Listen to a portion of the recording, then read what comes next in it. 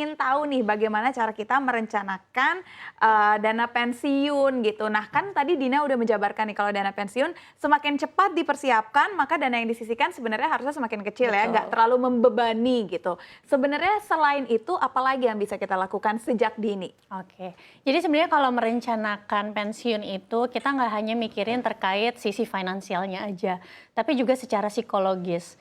Karena apa? Karena kehidupan ketika pensiun sama usia produktif itu sangat-sangat berbeda. Bisa aja kan kita muncul post-power syndrome lah, apalagi mungkin dulu kita orang yang terkenal atau punya kedudukan tertentu gitu.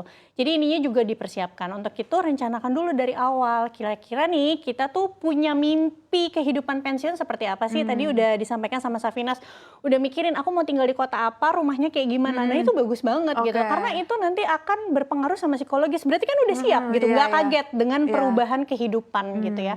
Jadi cari tahu kira-kira mimpi pensiunnya seperti apa. Apakah mimpi yang mau habisin waktu sama keluarga aja, nggak mau mikirin active income, mau liburan aja gitu, ya udah berarti fokusnya dari sekarang siapin passive income. Aku mau mimpi pensiunnya tetap punya penghasilan tapi sesekali. Oke, bisa jadi freelancer, misalnya jadi konsultan, kan selama ini punya keterampilan dong, atau coaching dan lain-lain, atau ya maunya pensiun dari kerjaan tapi pengen punya bisnis, nggak apa-apa juga gitu. Oke, berarti yang bener harus ditentuin pertama adalah cita-citanya dulu ya. Berarti kalau misalkan mungkin belum kita alihkan ataupun belum kita bagikan dana kita ke dana pensiun, tapi kalau misalkan kita udah ada gambaran itu sebenarnya udah menuju ke dana pensiun gitu ya. Terus kalau misalkan nih, tadi Dina juga sempat menjabarkan tentang menaruh atau meletakkan pendapatan kita di beberapa instrumen investasi. Ada instrumen apa aja sih yang mungkin bisa kita coba?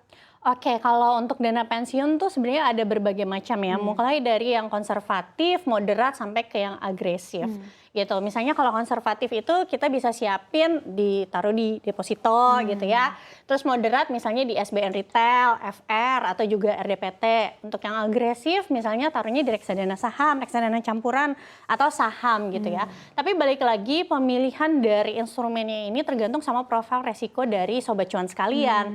Tipikal investornya tuh seperti apa. Yang kedua juga time frame-nya. Jadi semakin pendek jangka waktunya, contoh misalnya Sobat Cuan sekarang umurnya 40 tahun. Pasti pemilihan instrumen investasinya atau alokasi asetnya akan berbeda sama mereka-mereka yang pensiunnya masih lama gitu. Mereka masih usia 20-an tapi udah mau siapin dana pensiun. Pastikan exposure untuk instrumen yang lebih agresifnya lebih gede untuk mereka-mereka yang masih usia 20-an dibanding mereka-mereka yang sudah memasuki usia 40-an gitu. Oke, memang baiknya kalau Sobat Cuan nih, apalagi yang nonton, lebih baik nih dimulai sekarang begitu ya untuk nabung pensiun, untuk pensiun begitu. Nah katakanlah buat Sobat Cuan yang masih berumur 21-22 fresh graduate untuk memulai nabung untuk pensiun. Kira-kira boleh disimulasiin nggak Kak Olive? Katakanlah pendapatannya UMR, berapa besar sih yang harus ditabung untuk dana pensiun? Oke, jadi sebenarnya gini, aku setuju banget tadi kan Dini udah sempat sampaikan, makin cepat tuh makin baik. Karena memang waktu itu adalah aset paling berharga kalau kamu melakukan investasi jangka panjang. Karena bunga berbunganya itu akan lebih bagus gitu ya, hasilnya semakin panjang time frame-nya. Contohnya aja kalau misalnya sekarang itu kan batas usia pensiun di umur 58 tahun. Katakan kamu sekarang usianya 20 tahun nih, si A 20 tahun, terus udah mau siapin dana pensiun. Dengan mulai nyisihin per bulan aja di instrumen investasi yang returnnya misalnya 6% per tahun, katakanlah RDPT ya, kita ambil yang moderat lah, ini menurutku cukup, imbal hasilnya tuh cukup oke dan cukup masuk akal gitu, even untuk mereka-mereka yang nggak gitu tahu investasi gitu kan.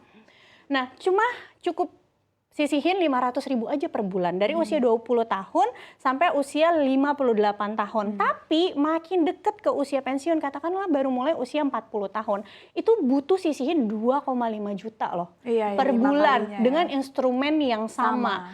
Nah inilah memang efek dari compound interest ya, bunga berbunga. Dan biasanya kita kan kalau kerja ya, makin tahun pasti pendapatan kan makin meningkat. Bayangin dong umur 20 tahun, katakan sekarang gajinya UMR nih, 5 juta deh, 500.000 itu cuma 10% ya. Aku rasa hidup dengan 90% pendapatan itu nggak akan merubah kualitas hidup gitu. Tapi makin kamu bertambah umur, income kamu meningkat, kamu hanya sisihin 500.000 aja, itu kecil banget. Dan kamu bisa fokus ke tujuan keuangan yang lain, misalnya dana pendidikan anak dan lain-lain gitu.